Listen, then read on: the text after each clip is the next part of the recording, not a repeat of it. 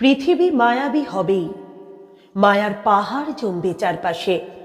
পুত্র, কন্যা, বউ কিংবা প্রেমিকা, কে বেশি মায়ায় জড়াবে? আকাশ না শিশির, পদ্ম না শিউলি, কে বেশি নিঃশব্দ, কে বেশি স্নিগ্ধ, গোধূলি না জ্যোৎস্না? এইসব ভেবে ভেবে মাছের কানকুর মতো লাল ঠোঁট জড়াবে আমাকে। ঝিনুকের খোলার মতো শক্ত সে ঠোঁটে আমি তখনও মুক্ত খুঁজে মায়ায় জড়াবো।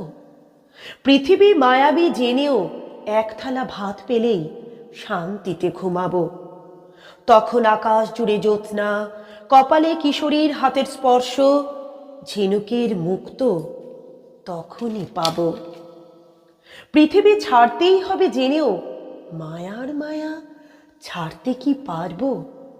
ধন দৌলত আমার আছে, মাছের যেমন ৭ সমুদ্র, আমার তেমন মানব সাগর আছে। সে মায়ের মতো অতল, প্রেমিকার মতো সমুদ্র হিমাচল।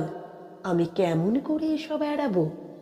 বরং নিজের ভিতর বানিয়ে রাখবো ৮ কুঠুরি ঘর, দরজা থাকবে না একটাও। পাখি বাঁধবে বাসা, গুরু বসবেন পদ্মাসনে, আমি খুঁজবো চিলে কোঠার ঘর। মায়া সরে যাবে অনেক দূরে, ওইখানে যে মহামায়ার ঘর। মায়া সরে যাবে অনেক দূরে, ওইখানে যে মহামায়ার ঘর।